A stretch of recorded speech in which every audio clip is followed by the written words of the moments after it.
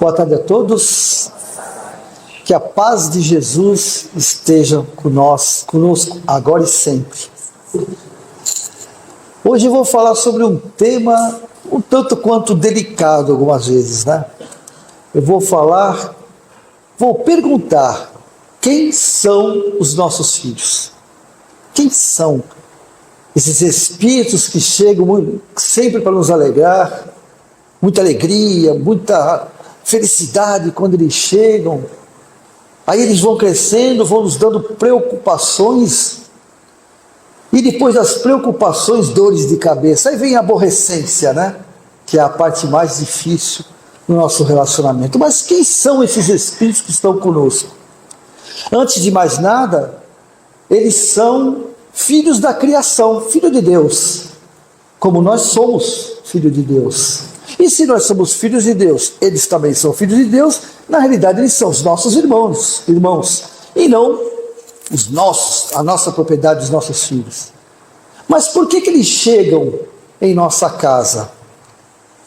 Os nossos filhos são companheiros de jornadas. Podem ter sido nossos maridos. Lembra desses maridos que são verdadeiras malas sem alça, sem rodinha, né? Que tem que empurrar essa mala. Pode ter sido um dia. Pode ter sido nossa mãe, nosso pai, nosso tio. Pode ter sido um adversário que nós não gostamos ou não gostávamos, ou ainda até temos em nós um sentimento de repulsa por esse adversário. Mas quando se tornam nossos filhos, principalmente o lado materno, onde o espírito encarnado, ao ser fecundada a mulher, o esperma do pai, o ovo da mãe, cria-se o zigoto, e ali o espírito encarna organicamente. A partir dali, o perispírito desse espírito reencarnante começa a se conectar célula a célula, uma a uma, até se completar entre 7 e 8 anos de idade, organicamente. Praticamente 10, 12, 13 trilhões de células são conectadas ao perispírito. Porém, aos 12 anos de idade, em média, é quando o espírito reencarnante realmente assume o compromisso na carne, onde a sua consciência, a sua moral, o seu caráter penetra realmente nos conceitos que ele traz do mundo espiritual, e numa fusão com os conceitos dos pais, da família, da sociedade, da escola, cria uma verdadeira ebulição daquilo que ele é verdadeiramente, daquilo que ele está. Por quê? Porque ele está baseado em conceitos da família. E aí cria um conflito. É quando o jovem começa muitas vezes a se rebelar.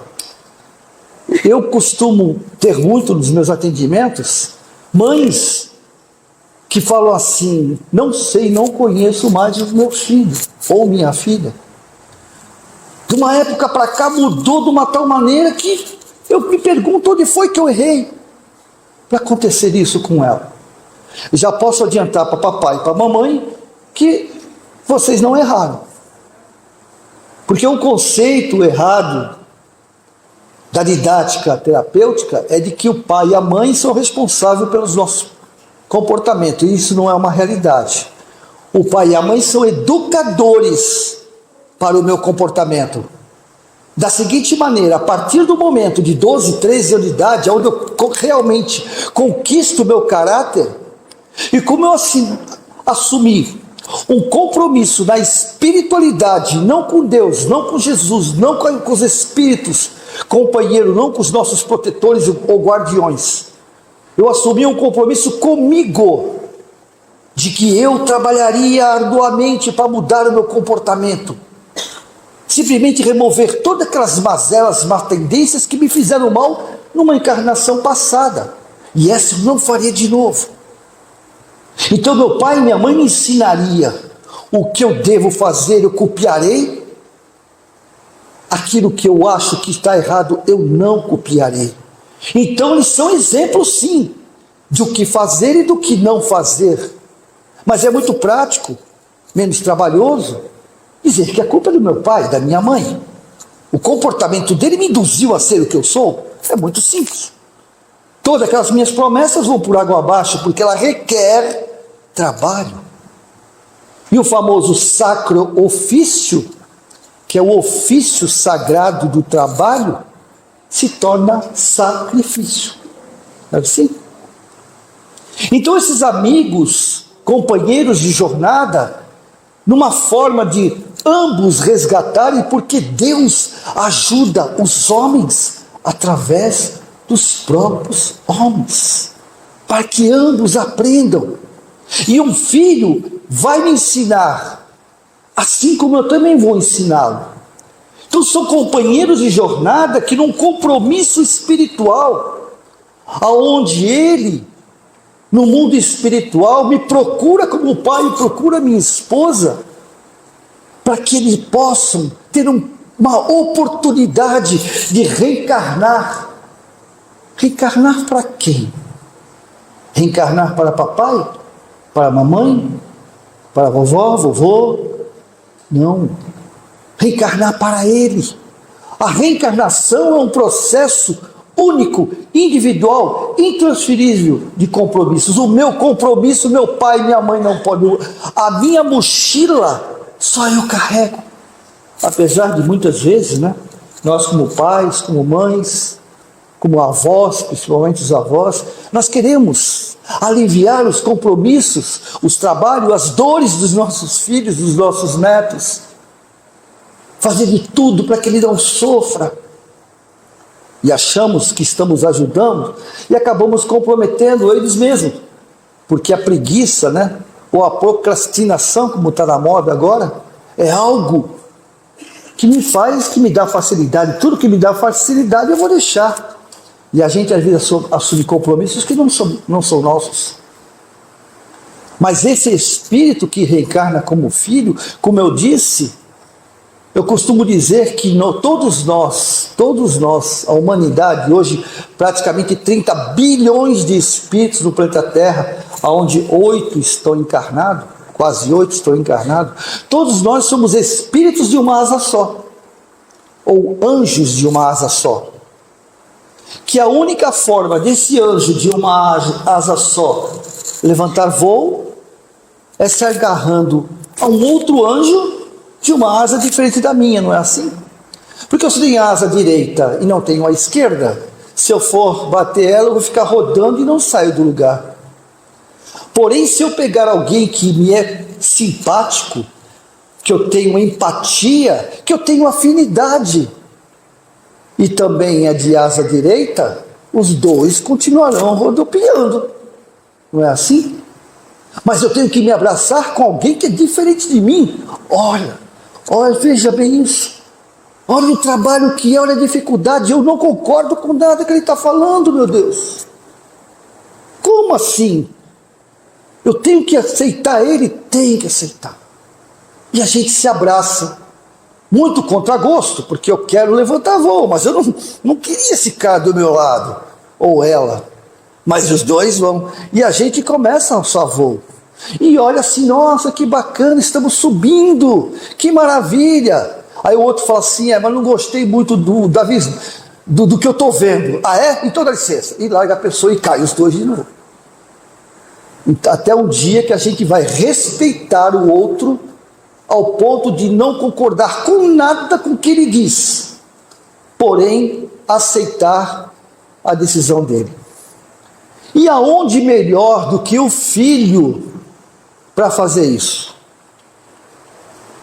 Nós temos ex-sogra, o que é difícil, né? Porque a sogra não dá mole. Nós temos ex-marido, alguns até acham que tem ex-irmão, como às vezes eu escuto, meu irmão para mim morreu, né? Mas não tem ex-filho, não existe ex-filho.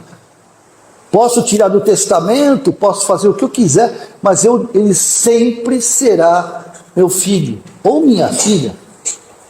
Então não tem jeito. Por isso que o último recurso nosso. Ah, da espiritualidade, a gente fala muito assim, né? Ah, porque a espiritualidade, Deus, Jesus. Só que nós esquecemos que nós temos o livre-arbítrio. E a espiritualidade nos respeita muito. E a Jesus, as forças que regem o universo, os nossos protetores, melhor, os nossos guardiões, nos amam demais.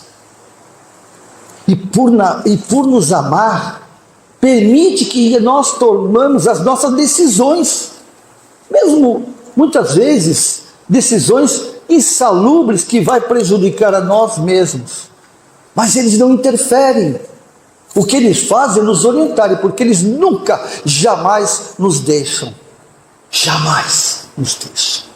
Estão sempre conosco, a todo momento, a todo instante, até quando nos achamos que nós estamos abandonados. Quem nos abandona não é a espiritualidade, somos nós mesmos, que muitas vezes nos abandonamos, esquecemos aquilo que Jesus nos falou, nos tocou o coração na sua época, na época que nós estávamos lá. Somos reencarnacionistas, estivemos com Jesus, ou na terra, ou na espiritualidade, nessa egrégora maravilhosa que ele exercia sobre o planeta, magnetizava o planeta. E ele, tocando nossos corações, nos disse: vós sois Deus. Podes fazer o que eu faço e muito mais. Ele disse isso acreditando em mim, acreditando em cada um de nós. Jesus acredita em nós. Ele sabe que nós somos capazes. Só que tem um pequeno detalhe em tudo isso. Eu não acredito em mim. Nós não acreditamos em nós.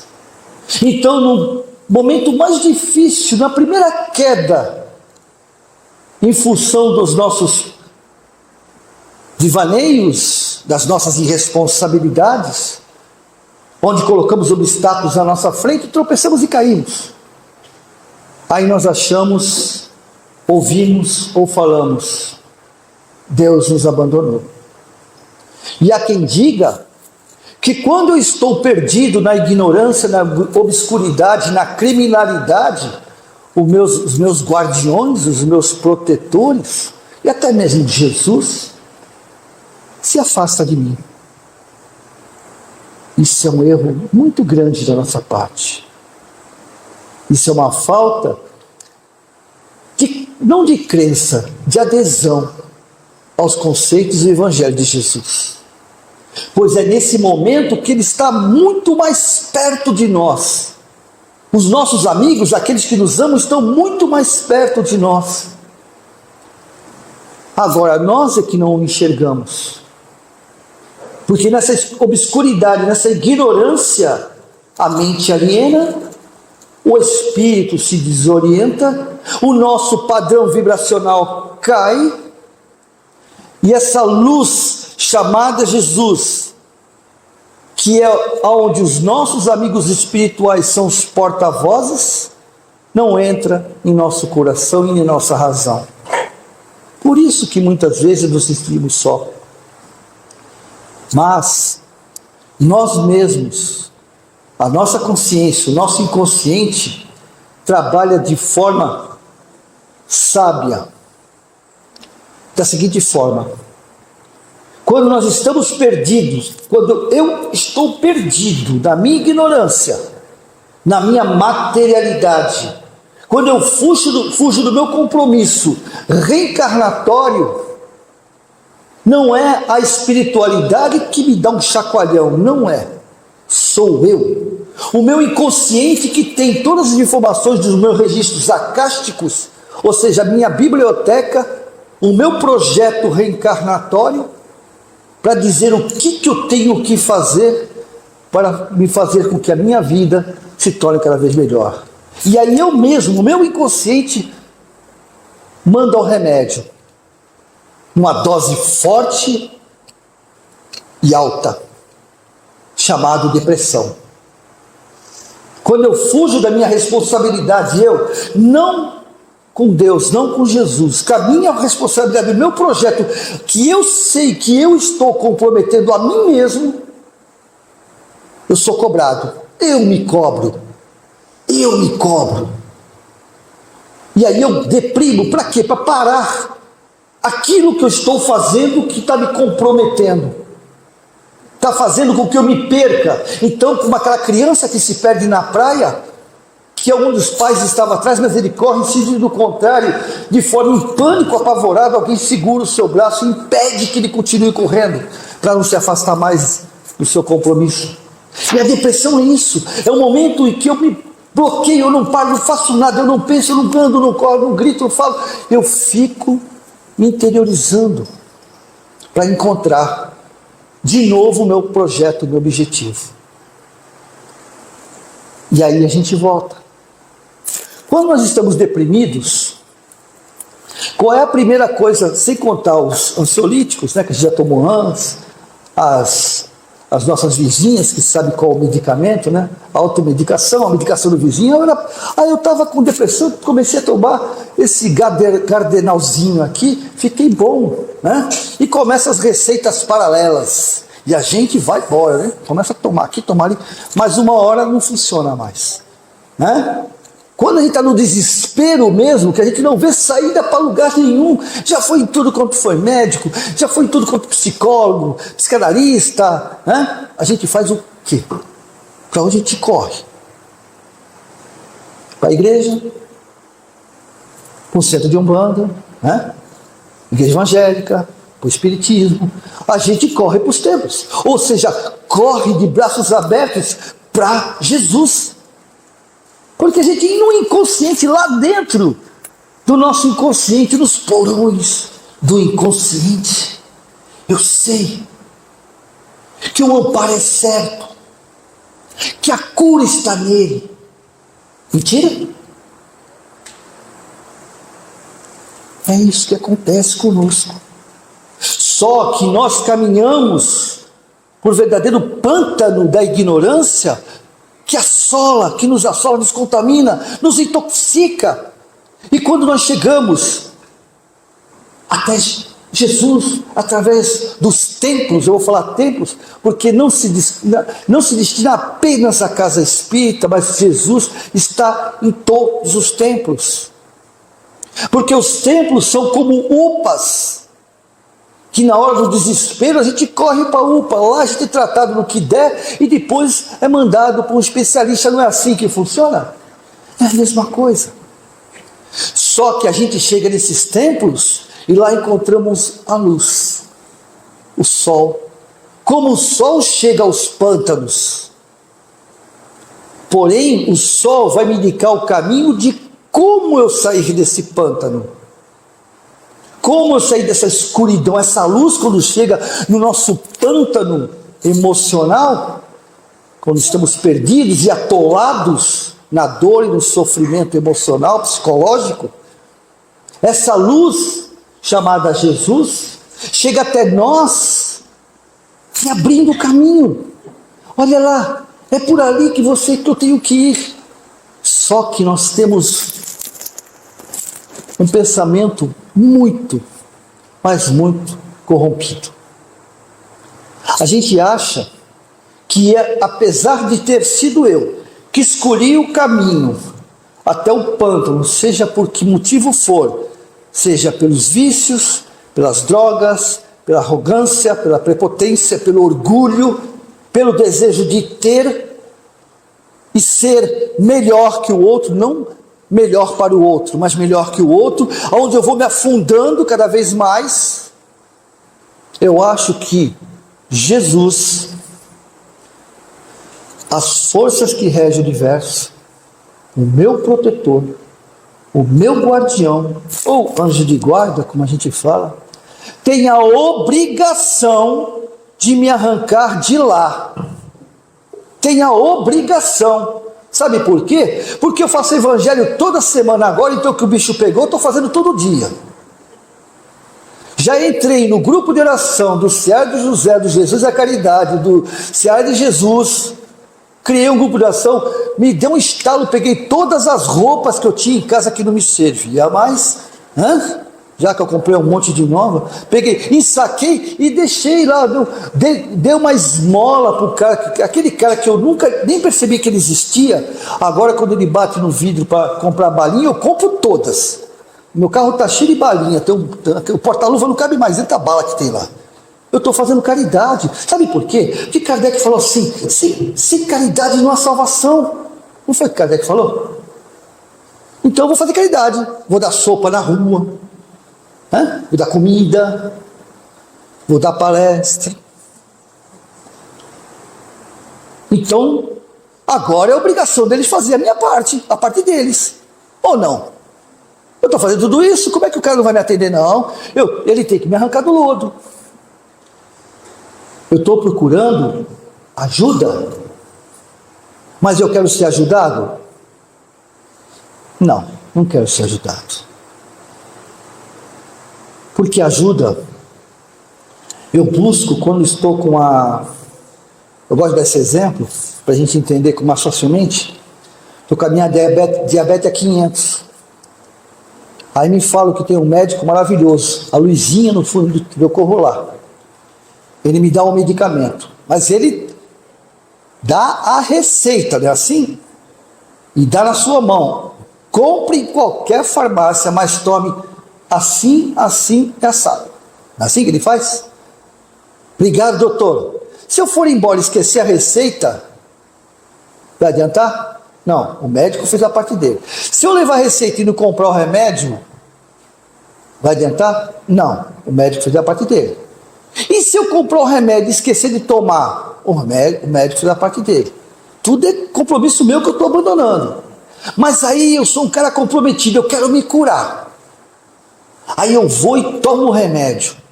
Na primeira semana de 300, 400 cai para 80. Nossa, é um milagre. Que maravilha.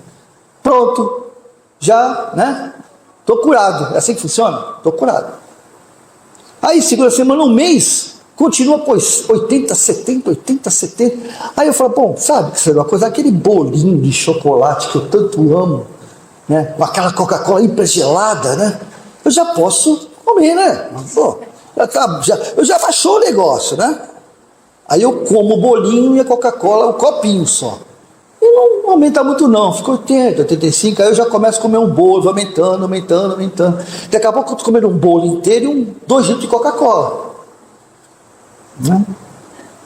Aí não subiu para 120, mas daqui a pouco explode, que eles chamam de bomba de cobalto, O que eu quero dizer isso? Isso é uma metáfora, o que eu quero dizer com isso?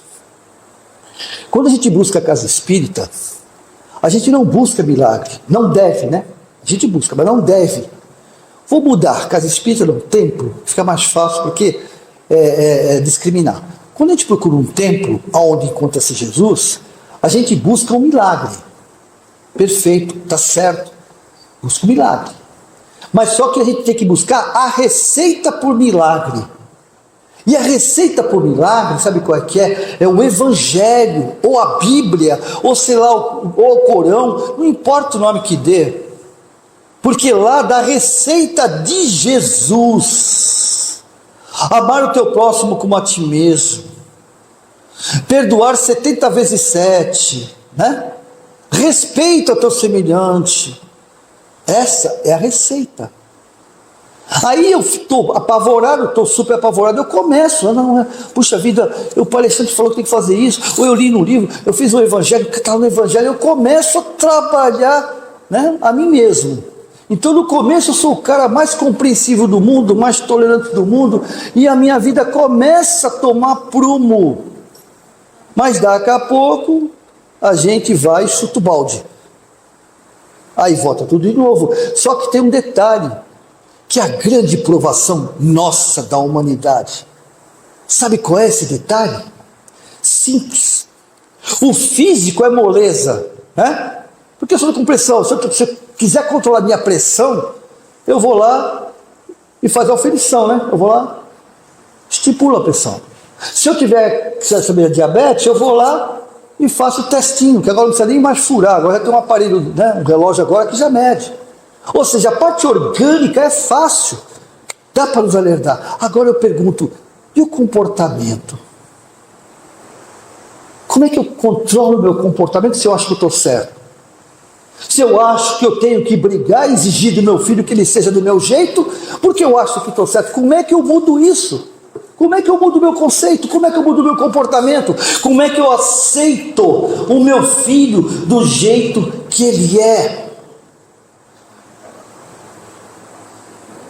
Ou melhor, vou mudar o aceito, porque eu compreendo, não aceito. Vou retificar aqui. Vou voltar o vídeo, tá? Como é que eu compreendo o meu filho do jeito que ele é? Como? Se eu sei como tem que ser vivido a vida. Para mim serviu, por que para ele não vai servir? Né? E aí a gente começa a errar a partir da família. É na família que estão os maiores conflitos. Sabe por quê? Porque é na família que estão os maiores resgates. É na família que nós nos comprometemos, nos tornarmos pessoas melhores. É na família. É na família que eu vou aprender a respeitar, vou aprender a amar, a compreender, a aceitar, a tolerar. Porque se eu não conseguir fazer isso na família, vai acontecer na sociedade o que nós estamos vivendo hoje. Porque a sociedade é um reflexo da família. Emmanuel nos fala o seguinte: não temos a família que queremos, temos a família que necessitamos. Através dela construímos as sociedades que vivemos, que criamos. E nunca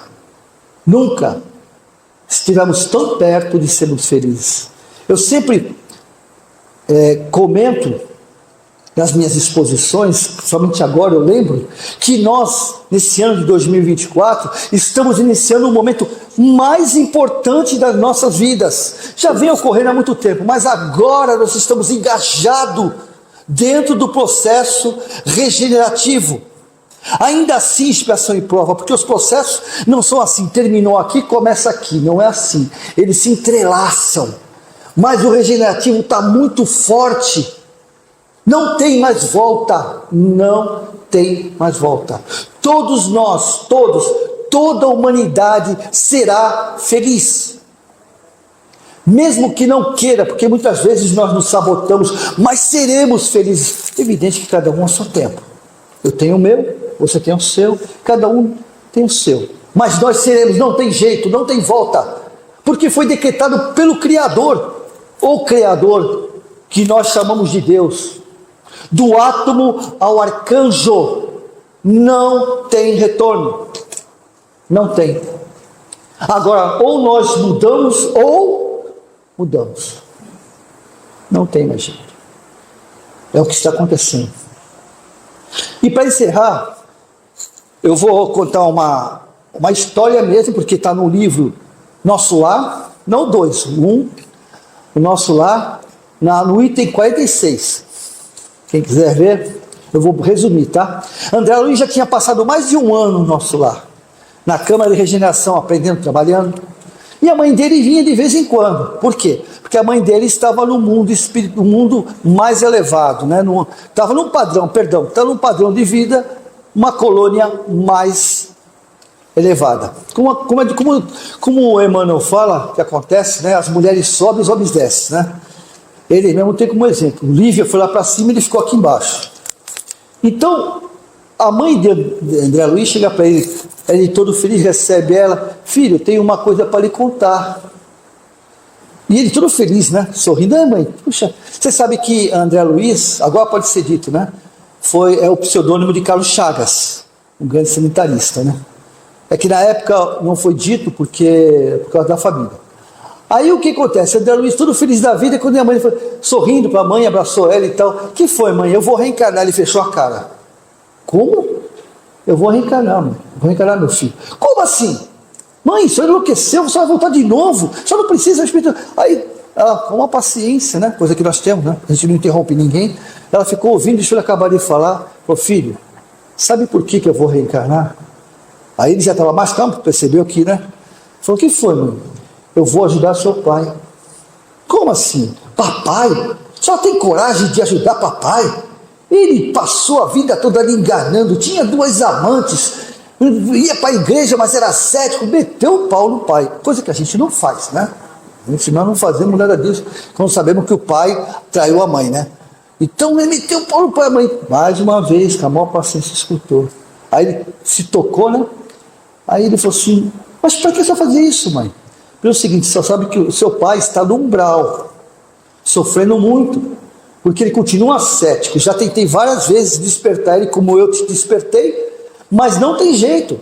E o que é pior, as 2 amantes dele que já desencarnaram estão obsediando ele, deixando ele quase louco, não deixa de se levantar, ele está um sofrimento só. Aí, ele não está no livro, mas eu imagino, André, ele fala assim, bem feito, né? A gente não falaria isso?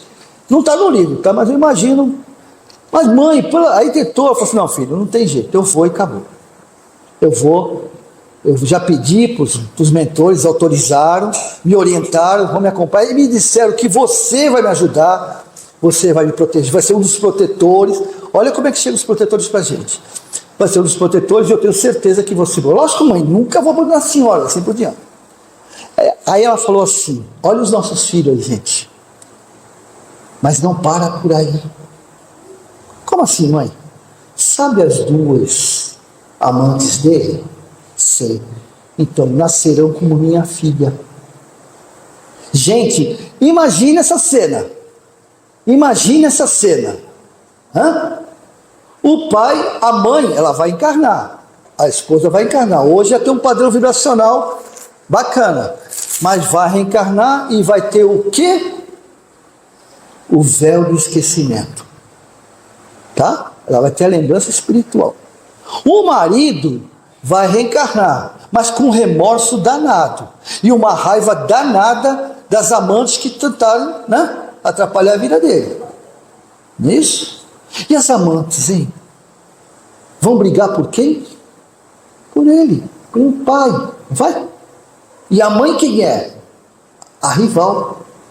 Não é? Agora imagina a mãe tendo que administrar tudo isso. Imagina essa família. Já estão encarnados, viu, gente? Se você tiver uma confusão aí nas redes sociais, deve ter sido da Luz, a mãe da Luz está por ali. Entendeu? Então vocês imaginem. E assim é a nossa família. Por isso que muitas vezes não compreendemos porque acontecem tantas coisas, pais estrupando filho, filho estrupando, matando o pai, né? Relacionamentos. Mas como que um pai pode fazer isso com um filho? Como é que um pai pode matar um filho? Como é que um filho pode matar um pai? É só ler esse capítulo 46 do livro Nosso Lar, que a gente vai entender. E se não estiverem satisfeitos, tem um livro chamado Sexo e Destino,